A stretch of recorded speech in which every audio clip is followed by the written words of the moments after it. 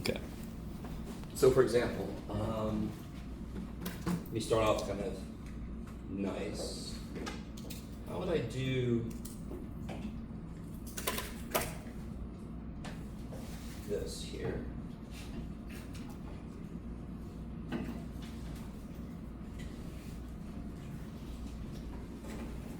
What does I mean again? Imaginary number, what does it represent? What value? Square root negative 1. Very strange value. So that's why we gave it a letter, so we didn't have to stare at the square root of negative 1. Do you guys see two numbers up there, two complex numbers? So I'm subtracting two complex numbers. What's the basic way I go about doing this?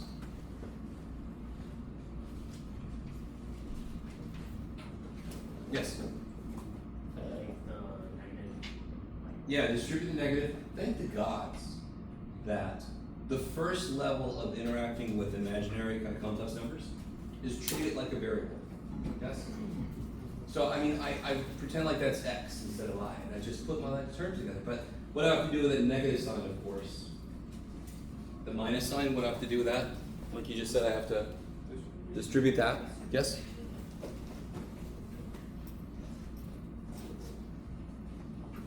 What do I get here?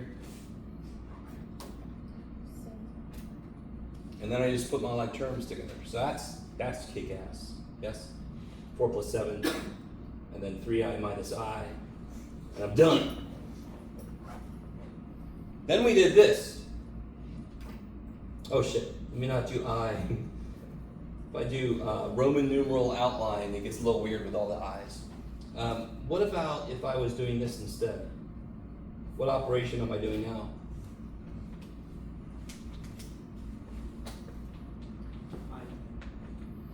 Yeah, and I'm not subtracting anymore, I am multiplying. So if I give you this problem, dear God, don't FOIL.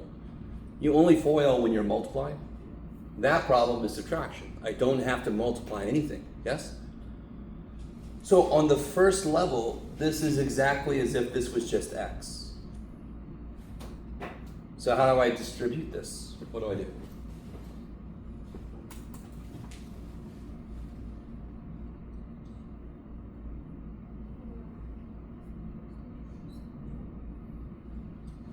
What do you do this for? What's that? 4i minus 28.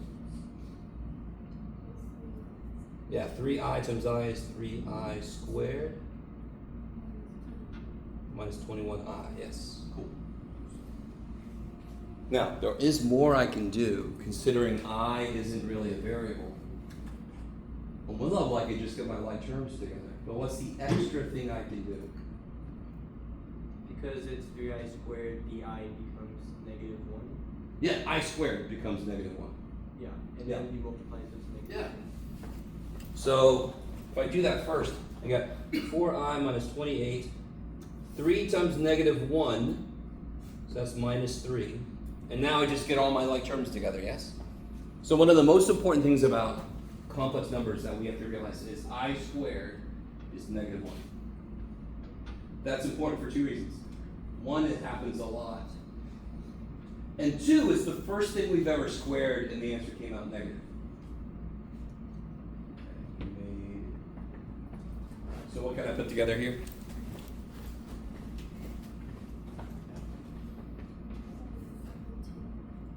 Yeah, 4i minus 21i is negative 17i, and then negative 28 minus 3. Careful. So they're both negative. It's like you're down 28, and then you go 3 more down. Yes? So you have 31 feet in the hole. Okay. I like it. You would, Jeff. Okay.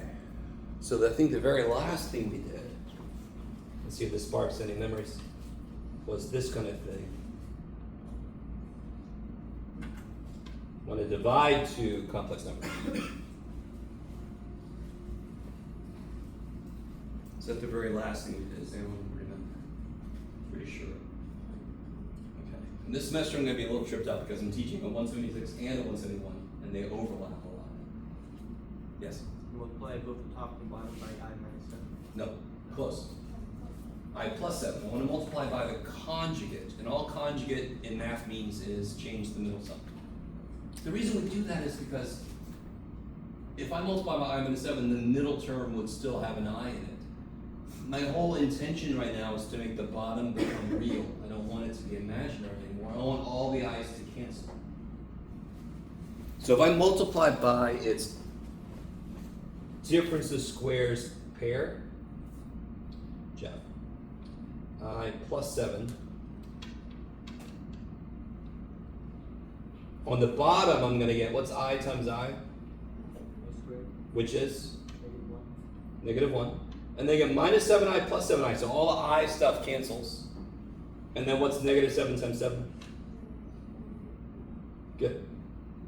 So the bottom is a real number now. And then on the top I get 4i plus 28 plus 3i squared plus 21i. Okay. So this idea of multiplying by the conjugate, I'm pretty sure last time I showed you how it comes from radical expressions. And that's all I is the square root of negative 1. So it should work the same way. Okay. And now I could put my like terms together. 3i squared is negative 3 again. 4i and 21i is 25i. 28 minus 3 is 25. So this is kind of nifty. If you stop there, you're okay. But you see how you can divide everybody by 25? If you stop there, you're okay too, even though you can pull the negative 1 up. Okay, let me stop for a minute.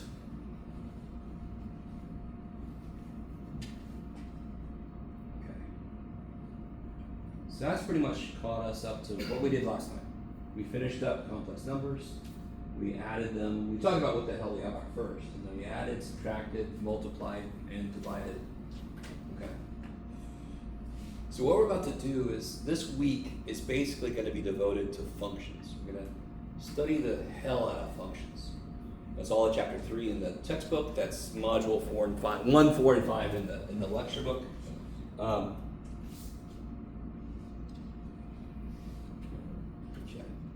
So let me say, yes? On the PG, you just, I think it has to be the I plus 1. Oh, I plus 1, yeah. Thanks, Christine. See about that 2 down there. I do want to say this. Let me keep that up here. So I was looking at the survey results. So a lot of you guys filled out the survey that's up in Canvas. And if somebody just looked at me like, what are you talking about? There's a survey up in Canvas, and I'm pretty sure I sent an email out about it and I told you about it. So if you haven't done it yet, please fill it out. But from what I looked at, let me just tell you this. Just so you know you're not alone. So a lot of us in here haven't taken math in a long time. You guys with me so far. So if you're sitting there going, oh man, I haven't taken math in a long time, these people know what they're doing. They're in the same boat as you. It's been a while. And if I did, there's a class I taught a couple semesters ago, I hadn't taught it in 16 years. Are you with me? It was 16 years since I last taught it. And I think I told you this already. But that January before classes started, I just did all the homework.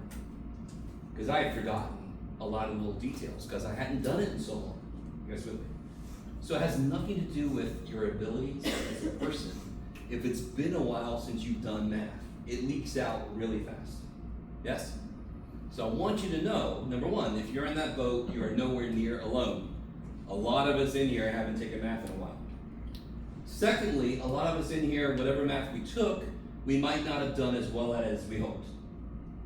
You with me? Okay. So again, if you're in that boat, you're not alone. You're surrounded by a lot of people in the same situation. But I really, let me think. And a lot of us are kind of new to college in general. So that's a kind of a perfect storm of things. So one thing I think you picked up from me since last week is I live off of discussion. This isn't me telling you the right way to do things. This is us exploring ideas. And the ideas tell us what makes sense to do. So it isn't you sitting there going, oh, this guy said to do this shit, so I'm gonna do this shit. This is us going, this is how this works. What does that mean? What can I do with it? What pattern do we see? What does it tell us? What method can we develop? So like with factoring, can we develop a method to undo something if I look at it going this way instead? That's what we did with factoring.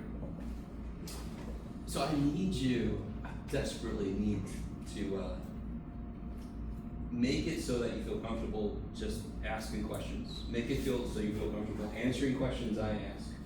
Don't censor yourself thinking, oh, everybody around me understands this stuff. Like I said, a lot of us are in the same boat. We haven't done math in a while, and whatever math we did, we might not have done as well at it as we hoped. You guys kind of with me? So I do that just to let you know, if you're in that boat, so is a lot of other people. So we need to, as a group, be cool with making mistakes. You need to be, if you answer a question I ask incorrectly, what do you think I'm gonna do? We're gonna explore why that was the wrong answer, see what part of it you got right. Very often a student has a wrong answer, but part of the logic they had is right. So that's my job as a teacher, is to pull that out. And the more interaction I get from students, the more I can do that. Yes? Which is one reason why when you give me the homework, it's another way for me to see into your head. How do you look at these problems? Okay. I understand if you're generally a shy person in the first place and you really don't want to speak up, so I want to say this. If you have a problem from homework and you feel uncomfortable saying you have it's just write it on a piece of paper, put it up on your desk. Say problem blah blah blah blah, and then put it up here. You with me? I've had students do that in the past. I even had people write it up on the board, which might not feel comfortable doing that. You guys with me? Also, I want to point out another way Christine can help. If I'm in the middle of lecture and I'm doing like this problem we just did, and you're like, I don't feel comfortable stopping him and asking, but I don't know what he just did. Get Christine's attention, and she can help you while I'm lecturing. I'm cool with that. Does that make sense? So like if you're over here, you can go, so, right? Now, I want you to feel comfortable to stop me and ask a question, but understand if you don't feel comfortable doing that. So you got another person to kind of reach out to that knows their math, yes? Is everybody with me? Okay, all right. So, if there's no questions on this, and just to model this, a decent question could be, can we do another one of those? That's a perfectly acceptable question. You don't have to ask a specific question about any of these. So is everybody cool with these? Yes, sir. So just to clarify, negative I squared just always equals 1. Yes, so let's look at this. So I squared itself is definitely what? What's I squared? Yeah, -1, right? Okay. Because I is this, so I squared would be this times this. These cancel and I get -1. That is so counterintuitive. Everything about complex numbers is counterintuitive. That doesn't mean they don't exist. They're real. Just the name we give them is imaginary, which is really important. So what's negative I squared then?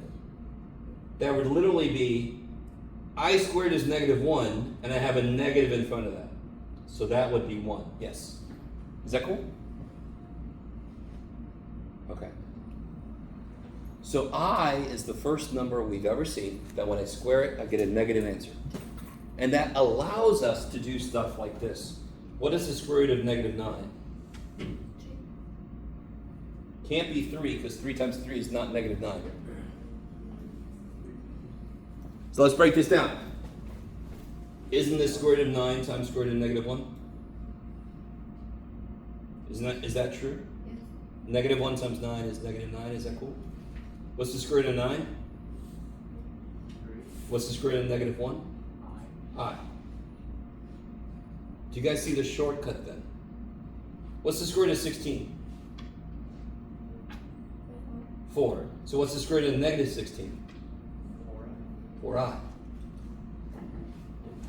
If I have a negative inside of my square root, I'm going to have a factor of I. Yes? So this is beautiful. If I know what it is without a negative on it, I just tack an I onto it if there's a negative in it. Okay. Welcome. All right.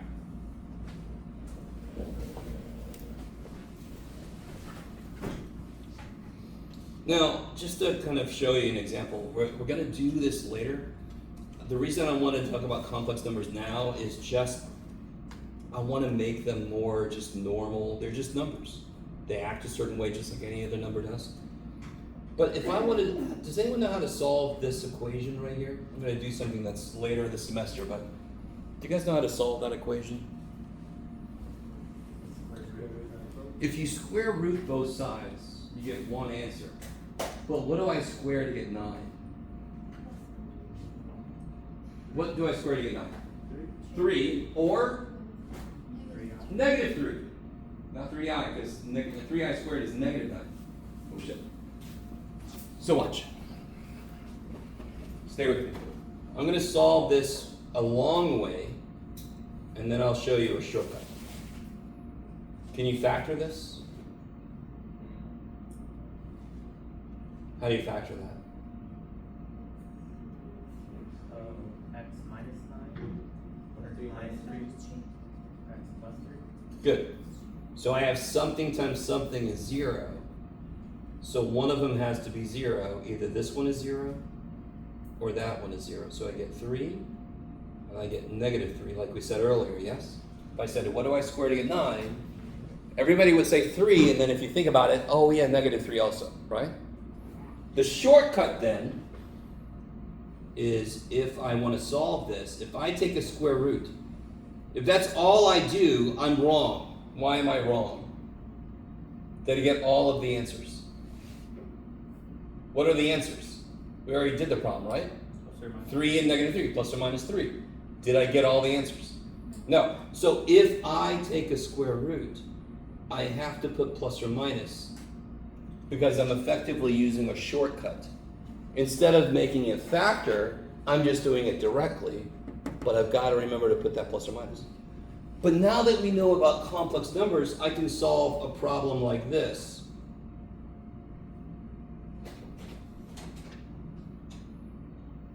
How would I solve this?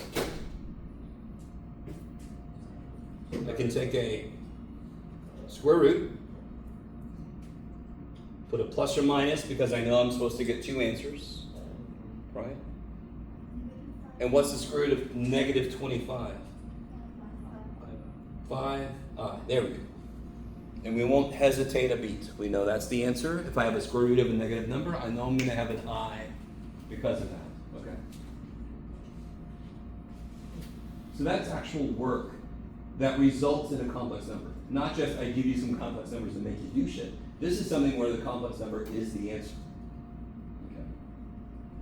So later this semester, we're going to study the hell out of quadratic equations. We're going to make the quadratic formula that everybody loves. Okay. So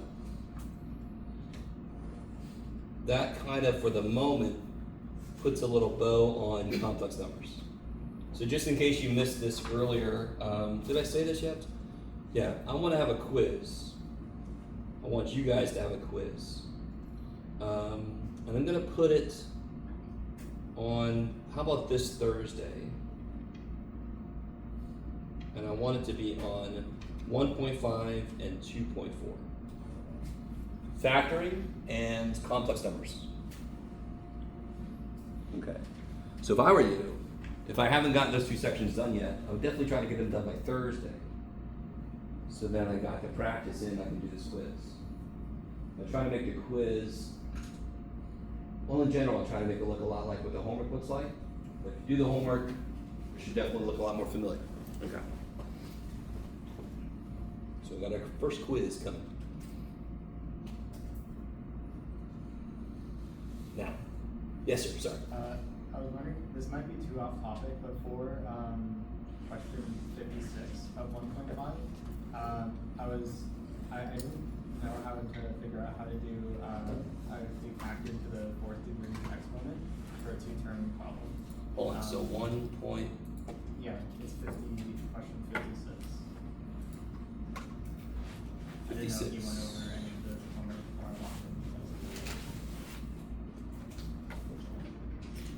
Oh yeah, this is so awesome. Okay, sorry. I'm weird. I love, look at this problem. This problem is beautiful. So listen. How many terms are in that problem? There's 2 terms, yes. What's the only things it could be then? There's no GCF, do you agree? There's no number that comes out of 81 that comes out of 256. There isn't. So what, if there's only 2 terms, does anyone remember what does that mean? What could it be? It could be a problem like x squared minus 25. That's squares, yes? Or what's the other thing it could be? What's got the little dude, big dude?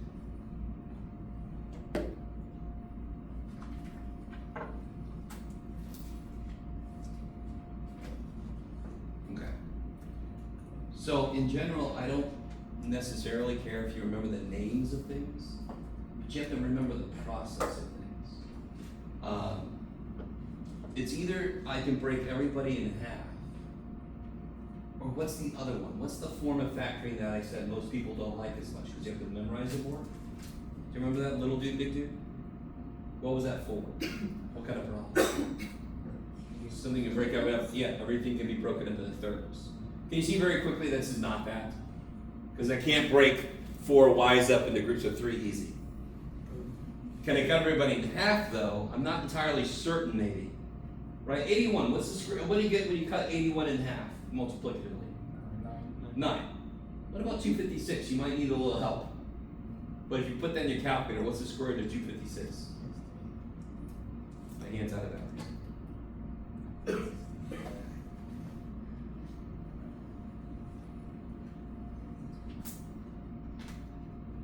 $16. 16. So I can cut everything in half, correct? Now listen, I need you with me here. If you want to succeed in calculus, factoring is everywhere. I need you to, in fact, in this class, factoring will be in a lot of places. You want to focus on factoring, get it down now. You gotta get it down now. The handout I gave you, it tells you if there's 2 terms, it could be squares or cubes. So the number of terms tells you what to try. And in every math course, the worst part is knowing when to do what, yes? So I can cut everything in that problem in half. So then we do it. So how would I do this one, an easier looking one?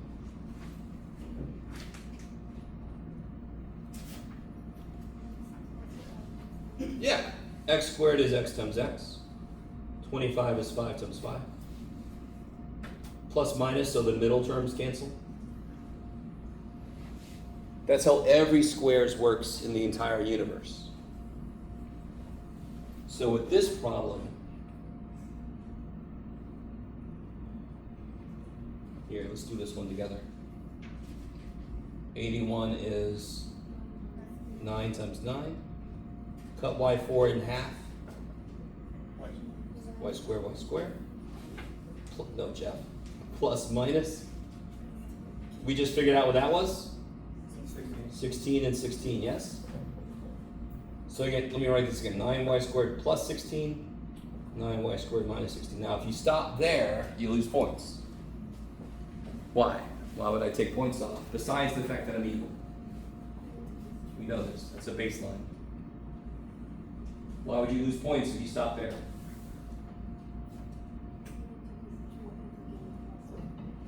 What's 9y squared minus 16? Can you cut that in half? Now, real quick, why can't I factor this one? Can somebody remind me, why do we put plus minus? I said it right there, but why do we put plus minus? So it cancels out. So it cancels the middle terms, yes? The whole idea of a squares is there's only 2 terms. The middle term cancels. Does that make sense? So I want the middle term to cancel, so I have to have opposite signs. And what is a positive real number times a negative real number? It's negative, correct? So if I made this problem x squared plus 25, I'm screwed. I can't factor this using real numbers. If I think it's x plus 5, I'm wrong. Because then the middle term is 10x. If I think it's x minus 5, I'm still wrong. So this is officially prime if I'm only using real numbers. And normally when we factor, we're going to only use real numbers to factor. Okay. So this I cannot factor because this is sum of squares. The reason a difference of squares works is because the difference allows these to be opposite signs. And then they can cancel. If it's a plus, I'm screwed. So this one you can do further. And I'm going to let you do that problem for homework at least. I'm going to leave something for you to do. So you can go further with that, yes? Okay. By the way, in the homework, I think it said extensions or something for that section. Let me see. Flush. Just a little side note. When it says extensions, that basically means, not bonus, but it means these will be a little harder. So this is an example of a two-stepper. Okay.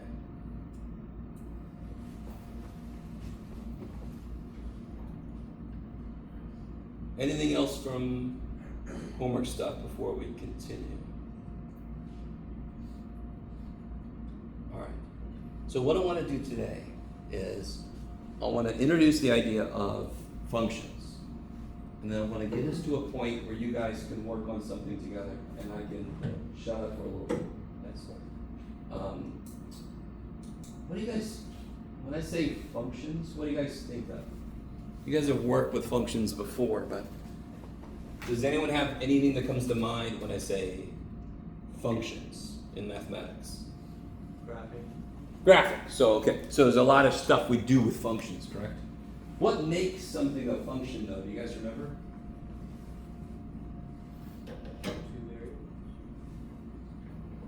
Not necessarily. Oh, I see. No, not exactly. You can still have an independent variable and a dependent variable. What's happening back there? You guys with me? Does anyone remember what makes something a function? Okay, so let's talk about this. We have, I can have a relationship between two variables. That's, so I want you to realize, if I have, for example,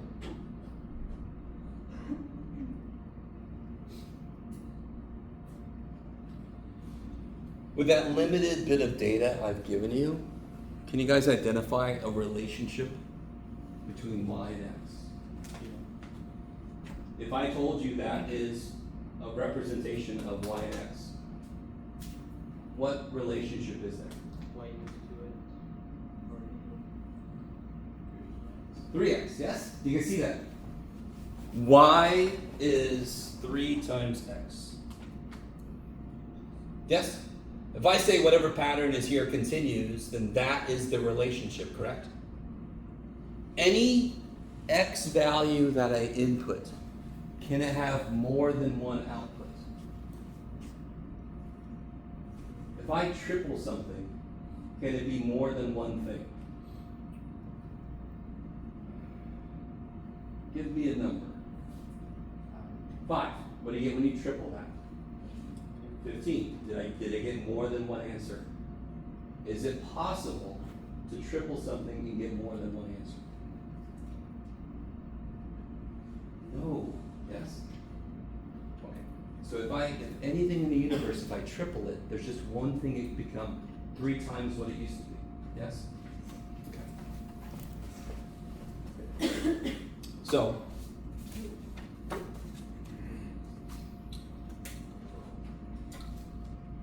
let's see. All right, I'm going to transition to this. Does anyone not have their lecture book with them?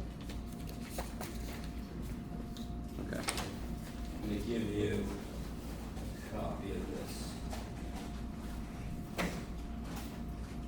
Oh, shit. Some of you guys are going to have to share it. Maybe.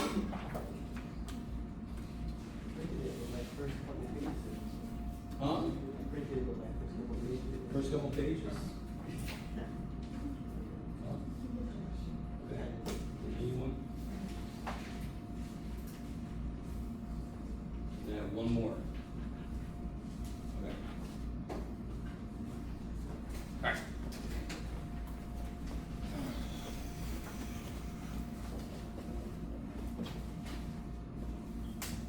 Oh.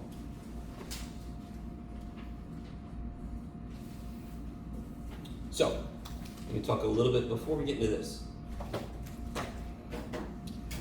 If I ask everybody in this room, what size shoe do you have on your left foot? Somebody with me? You with me? Because it's possible to have two different size feet. You guys know that? Like I can have a size 10 on one side, a size 11 on the other side. It's just the way humans have it. But if I ask everybody in this room, what size shoe are you wearing on your left foot? Can somebody give me more than one answer? What would that mean? Thank you. If they gave me more than one answer, what's happening? Either they are currently wearing two shoes on the left foot. You with me? Do you see that very often? Is that impossible? No. Is it very unlikely? Yes. So let me ask this again. If I ask every person what size shoe they're wearing on the left foot, everybody's going to give me one answer, correct? So for an input, my input is what size shoe are you wearing on the left foot?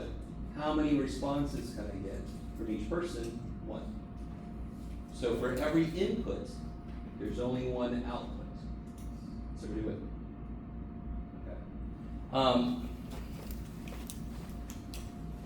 If I ask everybody, what kind of car do you have? Is it impossible to get two answers? Could somebody have two cars? Yes? Maybe one of them don't work, but you still count because you're working on it. So couldn't somebody say, I've got two cars, so they give me two answers? So that would be a situation where an input has two outputs. Yes? Okay.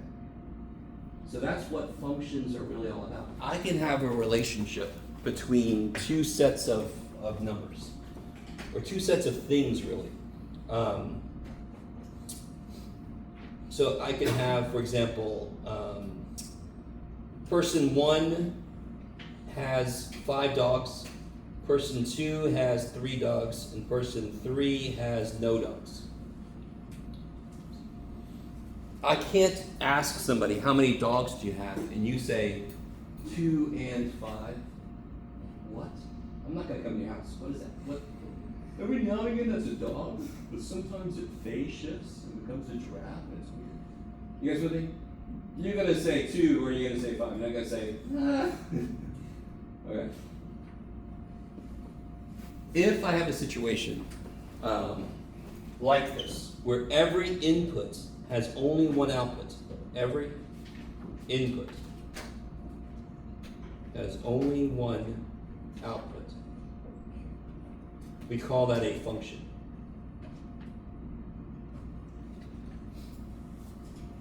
So the problem where I said, what kind of car do you have, and somebody can tell me 2 answers, that's not a function. For an input, there was more than one output, that's not a function. The way I look at functions, this isn't exactly true, and I almost don't care, is functions are things that can model real life. If I said, where were you at 2 p.m. on Friday, January 11th, you can't give me 2 answers. You could try, but that wouldn't make any physical sense. Yes? You guys with me? Unless you're time traveling, in which case, neat. Take B. Just travel. You guys all with me? Okay. So a function to me is trying to make something make basic physical sense. If I ask you how old you are, you're not going to say 21 or 30, depending on what day it is. No, what the hell are you talking about? So a function is a situation where every input has only one output. Every question I can ask has only one answer I can get. How are we doing so far? So that is the definition of function.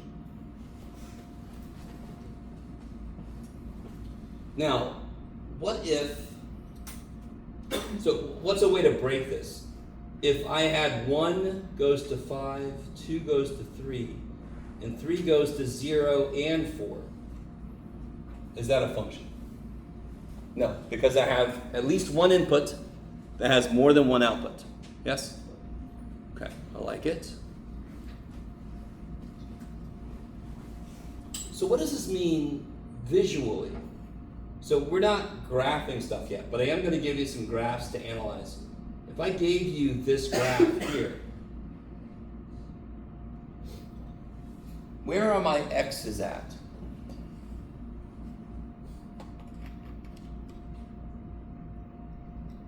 Do you guys know the basics of graphing? So like, these two are axes here, yes? Which one of these two is the x-axis? Horizontal. Yeah, this is the x-axis, correct? Because that's the one that existed before we had 2 dimensions that we thought of.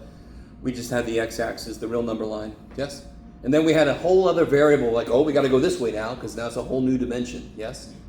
And to be really honest with you, there's another one coming out here that's the z-axis, but let's not deal with that yet. That's later. Then we can talk about real life with 3D. Okay. This is the x-axis. This is the y-axis normally, right? Is there any x value, like this x value right here? The output is right there, yes? So that x input has one output. Do you see any inputs that have more than one output? Yeah. Yes? And do you see a quick visual test you can do to see if something is a function? Like, where is there an x that has more than one output? It'll be in here, yes? So for example, this x input has 1, 2, 3 outputs, yes? Okay. How we do so far? So is this a function? Hell no. The quick visual test, if I draw a straight up down line, if it only goes through once, it's good so far. All I need is at least just one place where it goes through more than once, and it's not a function. This is like me throwing a ball, and somehow at this time it was here, here, and here. That's a trippy ball. I'm like, what happened? Little portals everywhere, right? Portal 3. Okay. So this is not a function. And being the incredibly creative people that math people are, we call this the vertical line test. If I have a function given to me as a graph, all I got to do is imagine, is there anywhere where a vertical line would go through more than once? Because that vertical line relates to this x value. If it goes through more than once, that's more than one output at that input.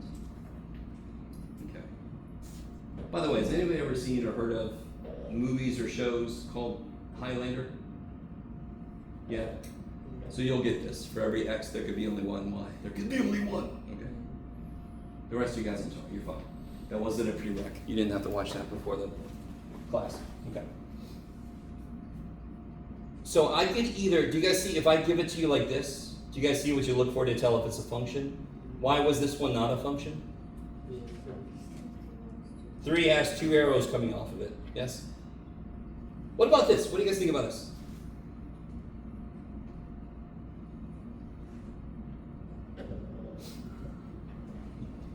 Is that a function? What does it take to not be a function? There has to be at least one input that has more than one. What's the output for 1?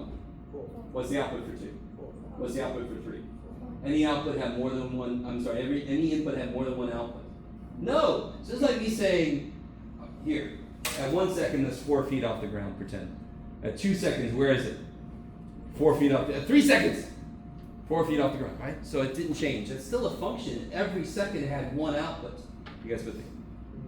Okay. So it's a little trap people can get into in that form. What about if I do it like this? Is this a function? What does that mean so far? What does that mean? Don't worry about him. Don't worry about him. What does that mean?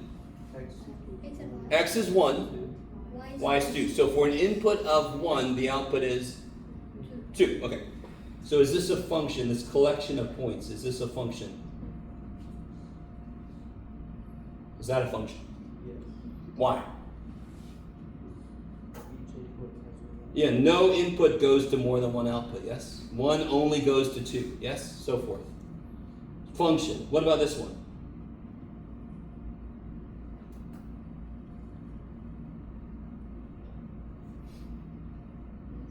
Still a function. Check. What about this one? You know the answer is going to be no. That's the way this works. I could have done something else, but too bad. Tell me why it's not a function and exactly why. Why is it not a function? Because -3 is 5. Good. -3 goes to 5 and 1. So like if I said 3 seconds ago, where were you? I was 5 feet that way and 1 foot that, you know. Well, what? No, you weren't. Shut up. So you can't have more than one output for a given input. Okay, how are we doing so far? Does anyone remember this kind of stuff? Like the basic definition of function? We talk about functions all the damn time in math. It's a really good thing to know what the shit they are. Okay. So, let's look at this. You got your book or you got your little handouts? Oh, I forgot. I'm so sorry. We can also talk about domain and range. We'll do that second.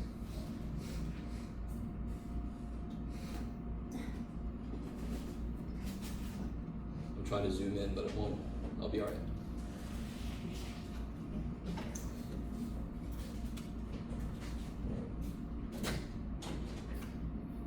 So look at that first problem. I know you can't see it, but you should be able to see in your own book.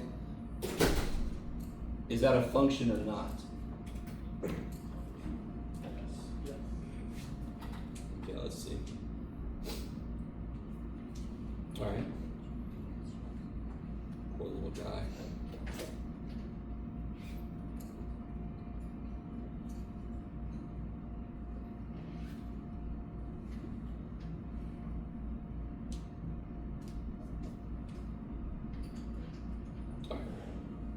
Aha, okay.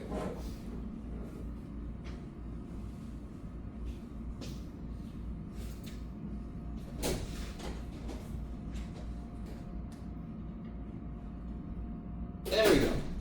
Yay. All right, so here. Is this a function or not?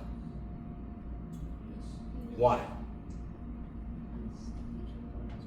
Yeah, every input only, so 2 only goes to 3, 4 only goes to 1, so forth, yes? Now, why is the second one not a function? Why is part B not a function? It's 5 goes into Yeah. 5 goes to more than one thing. So what's a shortcut for this kind of format? What's a shortcut way to see if it's a function? If I see a repeated x value, yes? Then that means it can't be a function because that means that x value has more than one output. That's why it's repeated. Do you guys see that? Okay. If it's like, oh, also these two. If it is, no, well, I'm not doing that yet. No, come on, you have so few examples. I love it. If they gave it to you like this,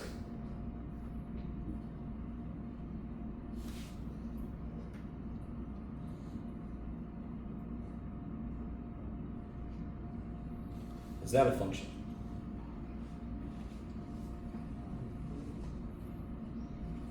No. Yeah. If you say no, then you have to tell me which input goes to more than one output. They all only go to one output, correct? Even though 4 and 8 both go to 7, they each only go to one thing. So how would I have to do this? What would I do to make this not a function? What would I have to have happen? One of these would have to have what? More than one output. More than one error. Yes? And then this is not a function. Why is that not a function? Because 1 has more than one output. So if I said at 1 a.m., where were you? And you say, I was at 4th Street and 5th Street. Like, you're going to jail. Like, I don't trust you. Or you were very drunk. In which case, who knows? Okay. Now let's talk about domain and range. What do you guys remember about domain and range? Anybody remember those words, domain and range? Domain is y. No. Next. So domain is a collection of all the inputs. Okay. Range is a collection of all the outputs. So, in this problem we just did, this one, what's my domain? 1 to 3. Good. 1, 2, 3. What's my range? 4, 5, 6. Good. Not too bad, right? Maybe. Maybe. So what about if I give it to you in a different format? Here. Yeah. What about here?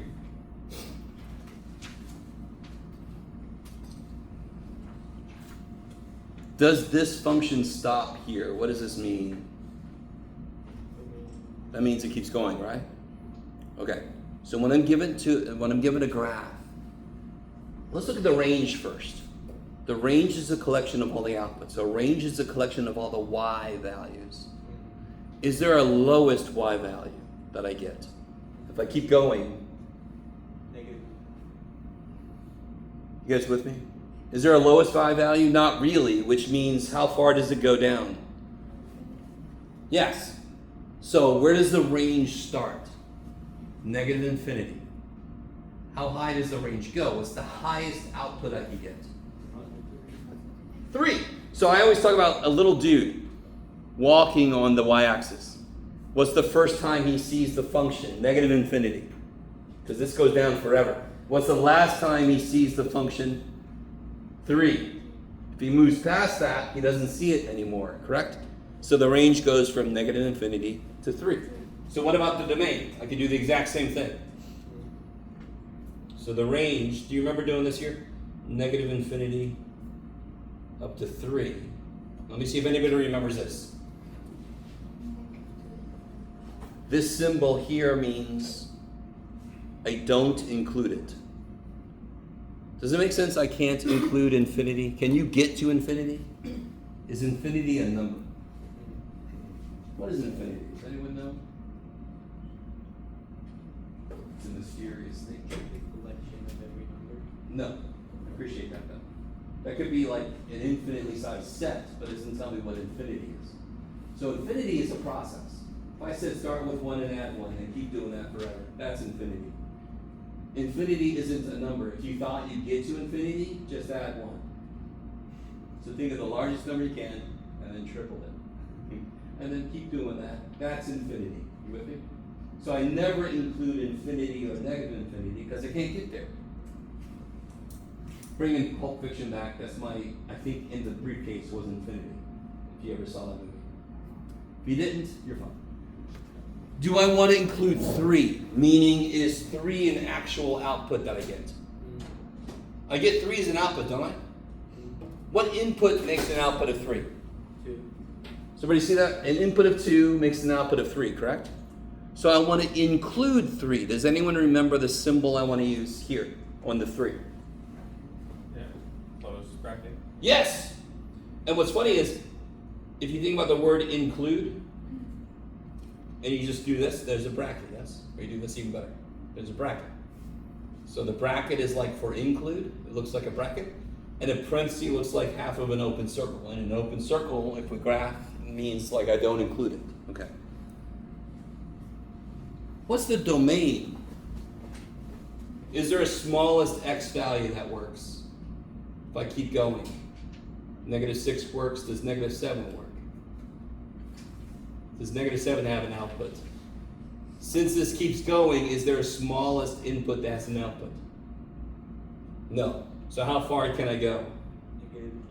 Yes, so the domain is negative infinity. And of course over here, how far up can I go? Positive infinity. Okay. So this means every x value has an output. And this means only up to y of 3 is an output. Okay, maybe. So over here, this is slightly more interesting. Let's look at the domain first. So I'm looking at the x-axis. If I have a little dude walking and see how this ends here, this is not an arrow. What's the first time he sees the function if he's looking up and down? Little dude walking. Negative 3 is the first time he sees it, yes?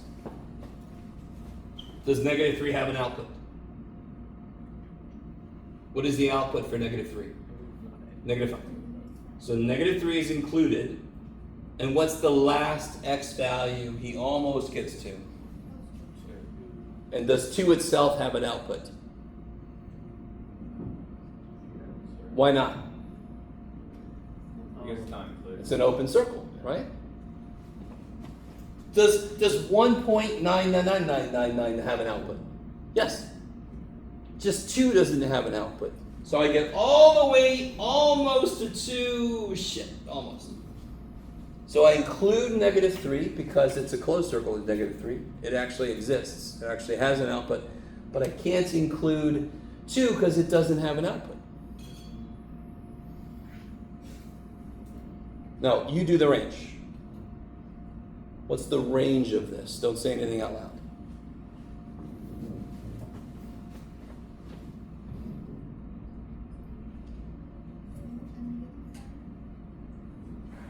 I guess you could say something else. Okay. So the lowest output is negative 5. Is that cool? And I want to include it again. But don't get tripped up over here. What's the highest output? Does it have an output everywhere? Up until what? What's the last output? 4. And does 4 actually happen? Yes. Okay. So domain and range, easy. Domain is all the inputs that work, and range is all the outputs we get. I like it. Oh, now, let's get to the heart of functions, and then I'll finally shut up. Here's the heart of functions. Here.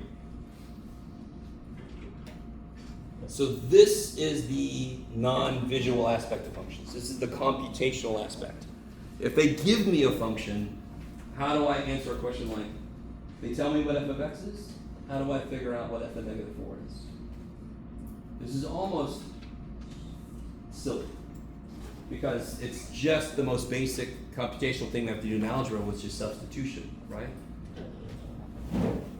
So if f of x is negative 5 times x plus 3, what's f of negative 4? 23. No, well, tell me the steps. Negative 5 times 4. Yeah, whatever I make x equal, I make x equal it. It's almost silly, right? And a lot of students have trouble with functions, but it's just purely substitution. And negative 5 times negative 4 is positive 20 plus 3, like you said, 23. But now look at example 4. Of course, math people, we have to just push it.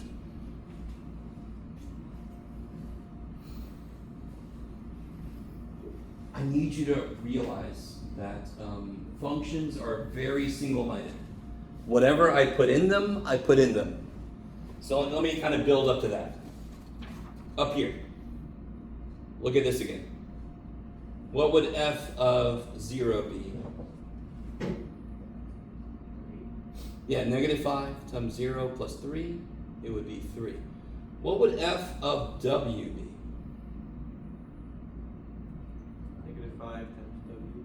Yeah, negative 5w plus 3, exactly. So, I say this a lot when I teach. Math doesn't give a shit what's in there. The processes stay the same. How does a function work? Whatever I put into it, I put into it. So if I put an f of w, I replace the x with w. That's what I'm plugging in.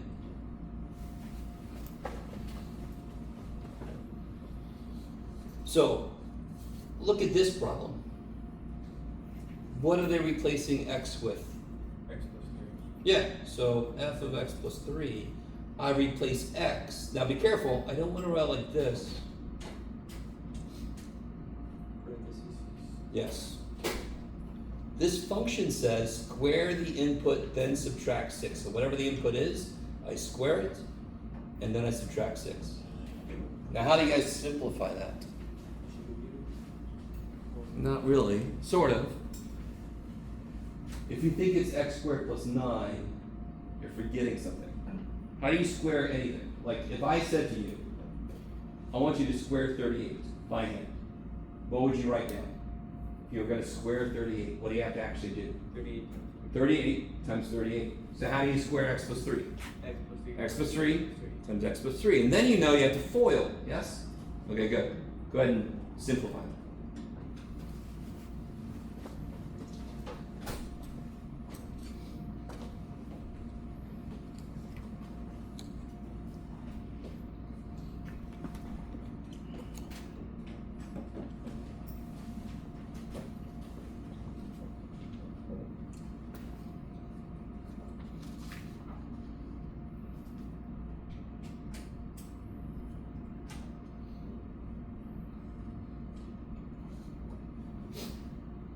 Yeah, let's do that. Like that.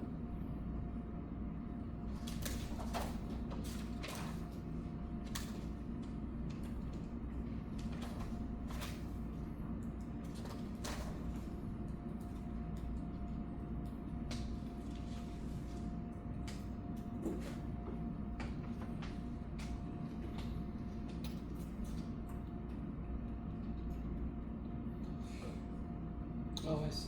Okay. Yeah, we could. Okay.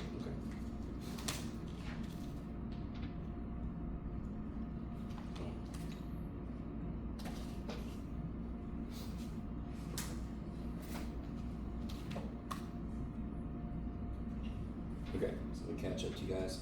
If I write this twice, what do I get when I FOIL this out? X squared plus 6x. Good. 9 minus 6. Kick ass. So then it's x squared plus 6x plus 3.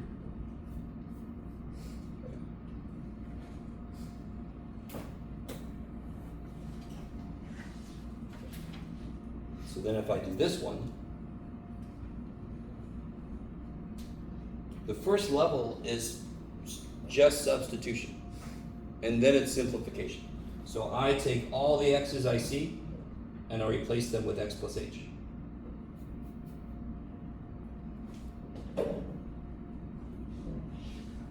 Oops. So it's almost silly, because what's the only thing I can do now? I took all the x's, I replaced them with x plus h. What's the only thing I can do now? Distribute. Yeah.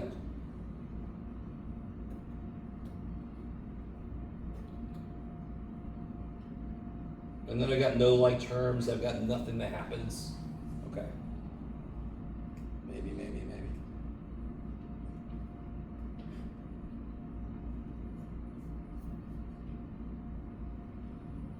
Now, real quick, this is they're updating this book eventually. This we're not ready for. We haven't talked about how to solve quadratic functions yet. So this is a little bit evil.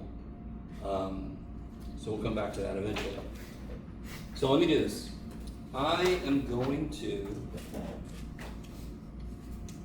maybe do one more thing with you guys, and then I'm going to get you started on this worksheet.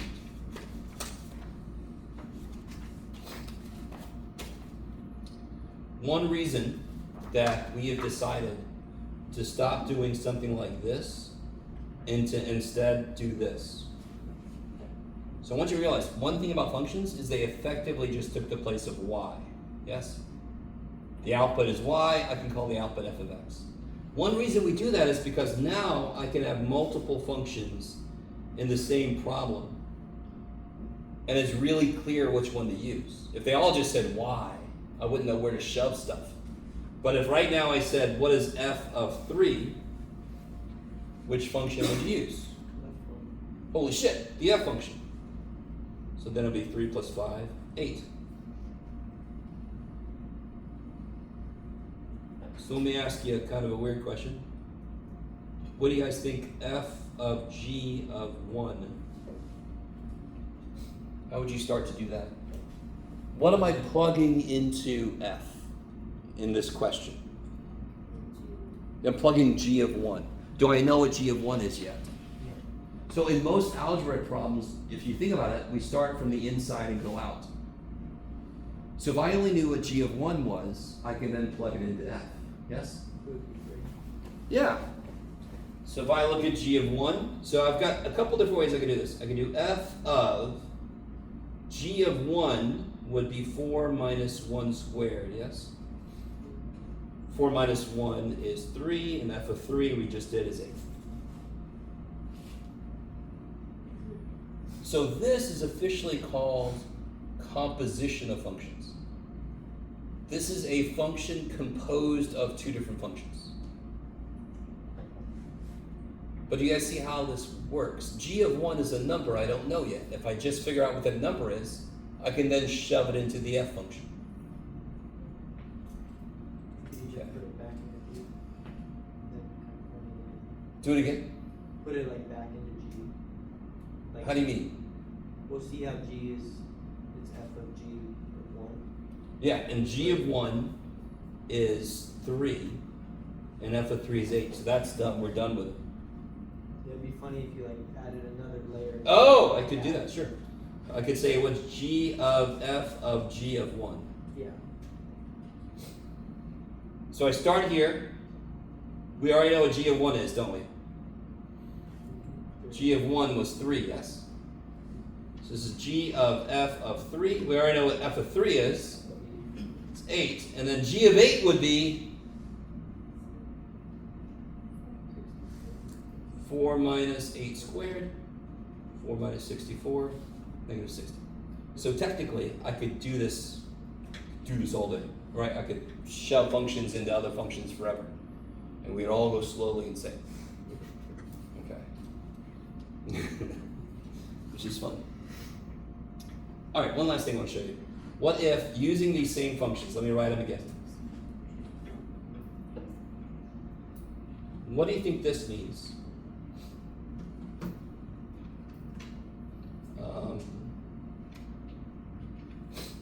Shit, you can't see it. There it is. So I just rewrote the functions again. What do you think this means?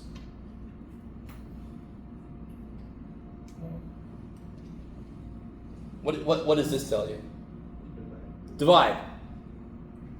So this is a shorthand way to write this. This is the shorthand way to write this. G of negative 2 divided by f of negative 2. Those mean the same thing. So how do you think I solve this problem? Yeah, I figure out what g of negative 2 is. I figure out what f of negative 2 is. And then I divide them. Yes? So if I can kind of do this by parts. G of negative 2. How would I do g of negative 2? Oh, it's right here. How do I solve g of negative 2? G of x is 4 minus x squared, so what's g of negative 2? 0. 4 minus negative 2 squared, yes? Which is 0. And it almost doesn't matter, but what's f of negative 2? Yes, negative 2 plus 5 is 3, so this would be 0 divided by 3 is 0. You gotta really mean it. Come on, you can do it. Really mean it. There we go. Okay.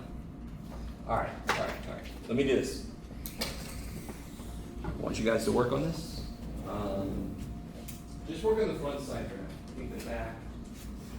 Yeah, the back is a little farther.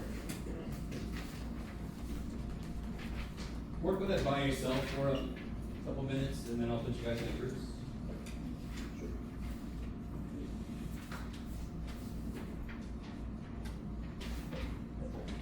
Just work on the front side. Unless you get done, then you'll go to look at the back side.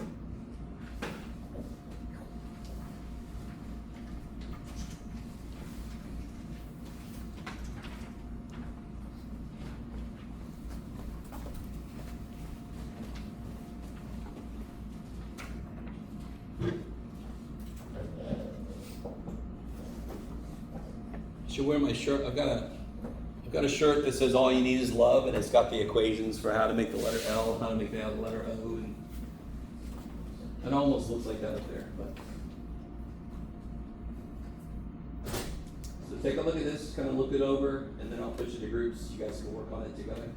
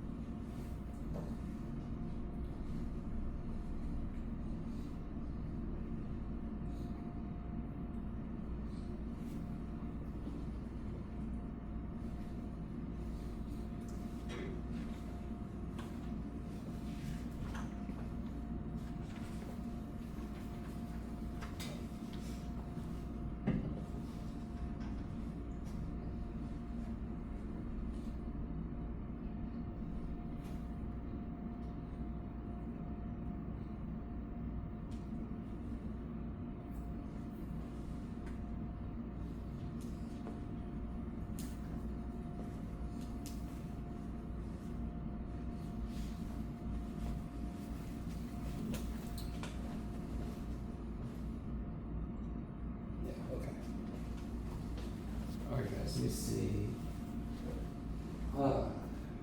Could I, let's see, I want you four to work together right here. If you move right there, and you move up here, and you all can turn and work together. Is that cool? Okay. You three right here is perfect. So you guys turn, work with him. Let me see.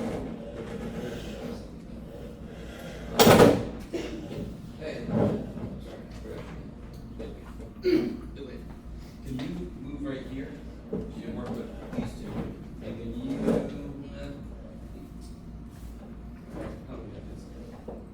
can you work with those two?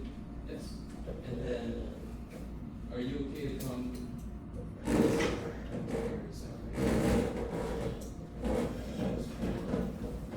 Let's do this. So you if you move there, I have a nice big group. This one. And then you four out here can work together. Yeah. Okay. So let me or Christine know if your group needs help. Give these a try. You might want to get closer and see each other's stuff.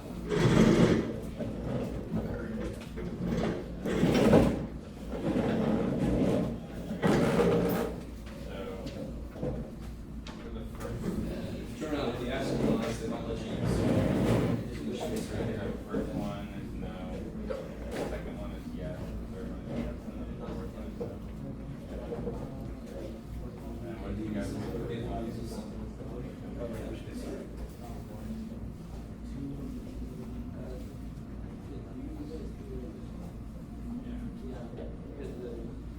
I just started doing it.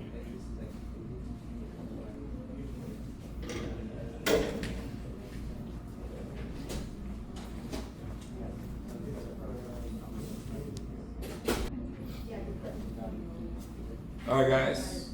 I think we're all almost done with that front side. Let's take a look. And I want to point out something. All right, this is the second week of class.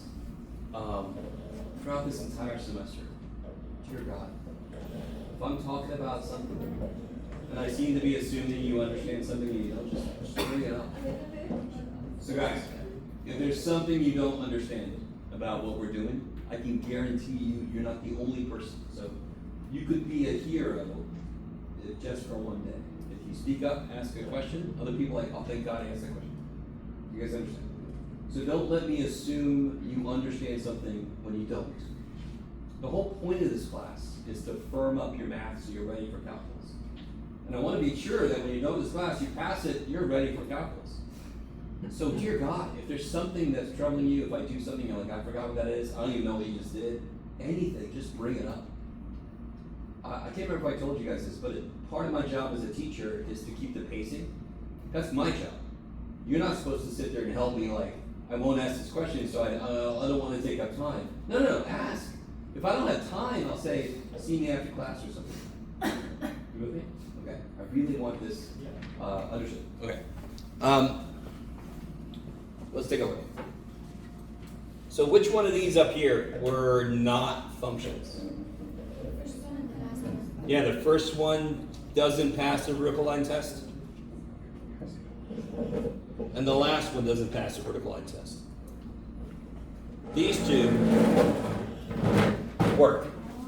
Every vertical line goes through just once, yes? So horizontal lines is the Oh, that's coming up later. That's 0, right? That's the inverse. Okay. That's if an inverse exists. We don't worry about that now. How's everybody doing? The thing that I came up with 1A, and I sort of stopped saying this because I figured I would say it for everybody. When you use interval notation, that means every number between two numbers. So for example, if I zoom ahead a little bit, let's look at this one. Before I do these, let's look at this one. What's the domain? What's the smallest number that has an output? -4. And what's the highest number that has an output? 1. And those are both closed circles, so I include both, yes? So what does this mean? This means -2.5789943 type 5697 has an output, yes? Do you see what I mean? Every number between -4 and 1 has an output. So I only use interval notation when that's true. Every number between two given numbers works. So let's finish this one up and then we'll look back at this one. What's the range? What's the lowest output that's possible? Yeah, -5. And what's the highest output that's possible? Yeah, 4 is the highest output. Done. This guy I'm not going to use interval notation. Because what are the numbers that have outputs? Yeah, what does this first point mean? Domain. For an input of 1, I get an output of -3.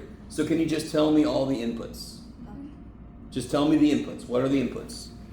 1, 2, 3, 4, 5. And to kind of collect these, we just use little squiggly dudes to make sure people know that's not an interval. Yes? That'd be a weird ass interval with 5 things in it, but that's okay. Are you guys getting that idea?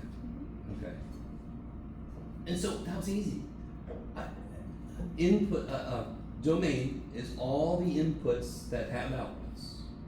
Range are all the outputs. Yes. Oh, no, I Okay. What's the range then? Yeah, -3, -1, 3. No, you already said 3. You never have to list something twice. If I said, what numbers could you get out? You wouldn't say, well, I could get 3, or I could get 3. And I'm like, are you stuck? You're skipping. Your record? You guys kind of with me? You know what records are? Sorry. Okay. All right, maybe. How we doing? So if this was 1 -3, 2 -3, 3 -3, 4 -3, 5 -3, the range would just be -3. I would just have to put one thing, because that covers it. Cool. What about this guy? This guy is silly. Because basically, what are these? These are the domain, and these range. So if you do that, I almost can't complain. But just to be a little more precise, 1, 2, 3, 4, and the range would be 0, 1, 2, 3. Okay. Not interval notation because not every number between those works.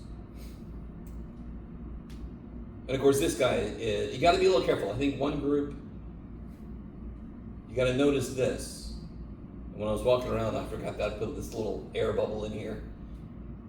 Is -3 an input that has an output? No. So here's how we handle this. What's the domain? What's the smallest x that has an output? Negative infinity. When do I have to stop? Where's the next thing that does not have an output? -3 does not have an output. You guys with me? So I can go from negative infinity, but then I have to stop at -3. Jeff. There we go. And then I don't know if you guys remember this symbol, or then I pick up from -3, and how far do I go from there? Infinity. So I look at this whole little thing in the middle as skip. Go from negative infinity to infinity, skip -3. Because it doesn't have an output. Now, the similar thing's going to happen for the outputs, right? The lowest output is negative infinity. But where's the first thing that's not an output? -2. So I got to go from negative infinity to -2, and then I got to start over at -2 to infinity. Yes? Okay. Maybe. So this little symbol here just means or. I always remember it because if I said you or you, clean the room, or I'm like this. Okay. So that's domain and range. It's also interval notation stuff happening. What about down here? This one I just wanted to throw at you just to see what you would do. Remind me, what does domain mean? What's the domain? A collection of what? X's that have outputs. It's a collection of inputs, X values, that have outputs, Y values. Is there a number I could try to put in for X that will not have an output? It will make the function freak out. What is it? -5. What happens if I try to plug a -5 in? I get -21 divided by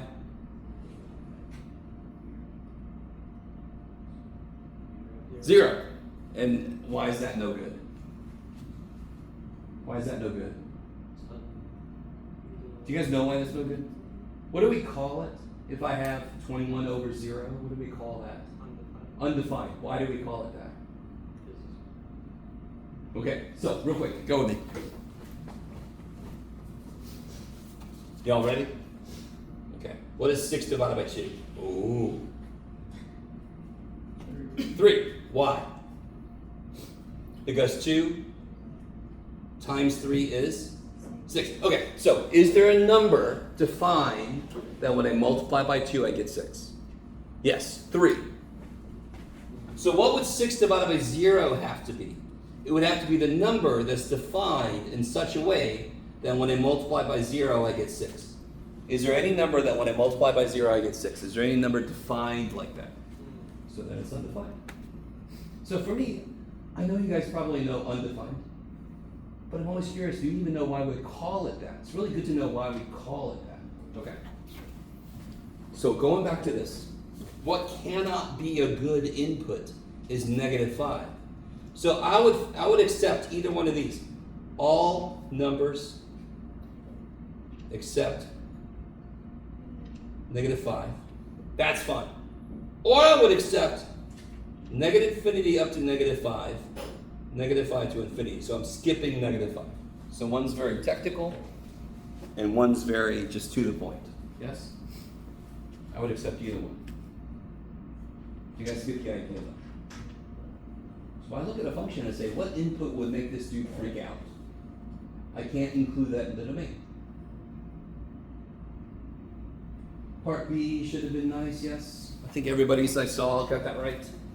All you do is you shove -4 in there. -4 squared is 16. Okay. Same thing here, g of -3, just shove a -3 in there.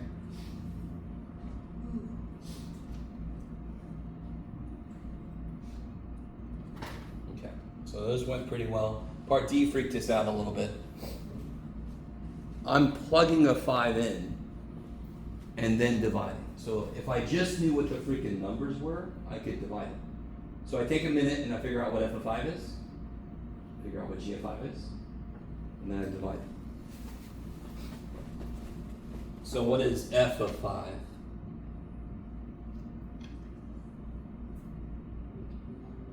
I saw somebody got that. 4 times 5 minus 1 over 5 plus 5. And what's g of 5? Yeah, because it would be the square root of 15 plus 10. So what's f of 5 divided by g of 5 would be 19/10 divided by 5. Who remembers how to do that? What do you do when you divide fractions? Yeah, so it's going to be 19/10 times 1/5, which is 19/50. Let's try to be a 19, poor little guy.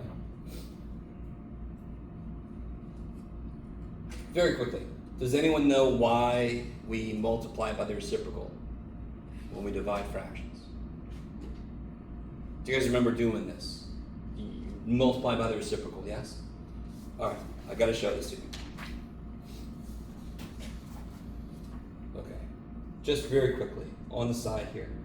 If I wanted to do 3/4 divided by, what do you got, Jeff? 6/7, yes? I'm gonna show you why the shortcut works. I am not saying you have to do it this way. I'm saying this is how you show it works. You never have to do what I'm about to do. Couldn't I write this as 3/4 divided by 6/7? Does anyone like me to write it like that? I call this fractception. Fractions inside of a fraction. Why does this suck? This sucks so bad. Because it's already a fraction and I'm dividing it by a whole other fraction. And then this giant freaking fraction. Screw this shit. What is the best denominator to have? You can do it. What is the best number to divide by? You can do it. If I had to divide by a number, wouldn't you pick 1? Yes? I'm like, your final exam is divide a number by something. What number? 1. Shit, yeah, I'm gonna divide by 1. Are you kidding me? Because then my answer is whatever you say. I'm done, yay. Yes? How do I make 6/7 become 1? What do I multiply by? 7/6, right? But whatever I do to the bottom of a fraction, I have to do to the top of the fraction, yes? Doesn't the bottom become 1? So isn't this equal to this? Isn't that what we just showed? What did I do? Multiply by the reciprocal. Yay! Okay, shit. So now you know why that works. So it's good to know how to do it. It's better to know why you do it. Okay. Maybe. Go. So down here. Now I already told you this freaky thing. So what do you guys think this means? G of -2. Yeah, I didn't know. G of -2 is? Then subtract K of -2. So it's just a math teacher's favorite kind of problem, a multi-step problem.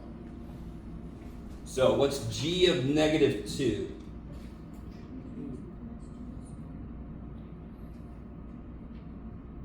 Yes, if I plug in -2 into G, I get the square root of -6 plus 10. We'll work that out in a second. If I plug -2 into K, I'll get -2 squared plus 1. So now I can simplify. So I did G of -2 minus K of -2. Now I can figure out what that number is. -6 plus 10 is 4. Square root of 4 is 2. -2 squared is 4 plus 1. What's 2 minus 5? Good.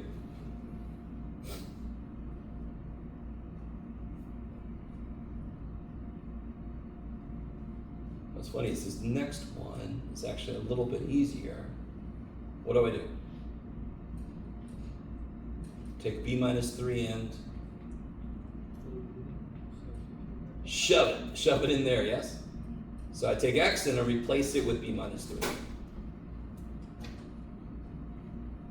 I don't know if anybody out there, so like, what did I do to even set up the question? I replaced x with b minus 3.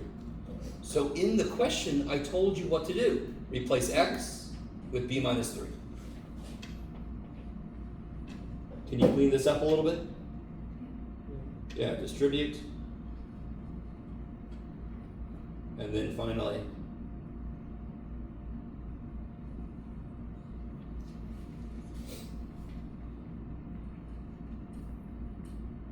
okay. And so this is exactly the same as this. Same idea. Except now I'm going to take -1 plus h and I'm going to shove it into f. Let me do that on another sheet of paper. This is getting really crazy. So this would be 4, shove a -1 plus h in, over -1 plus h plus 5. So function notation kicks so much ass. It's literally just substitute, yes? And then I can distribute, get my like terms together.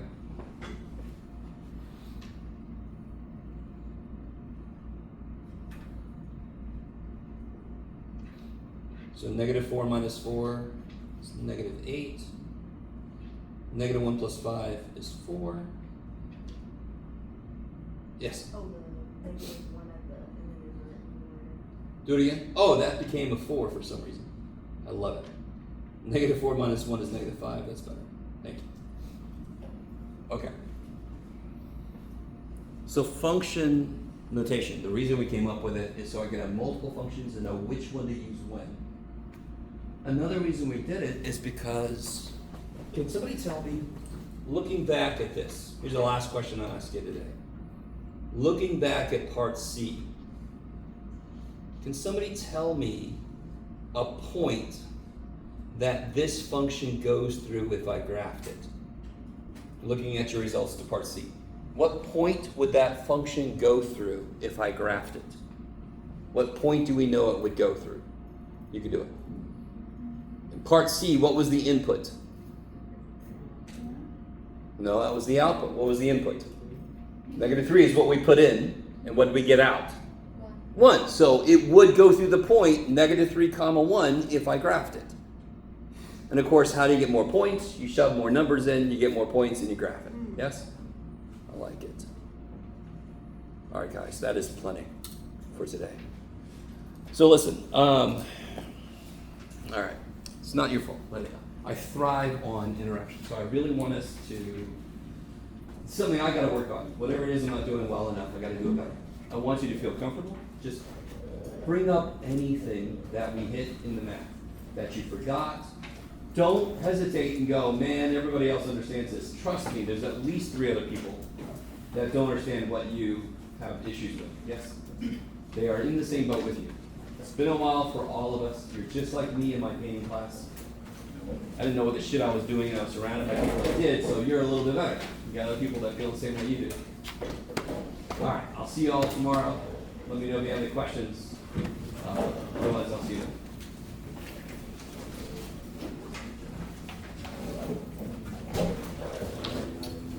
Yeah.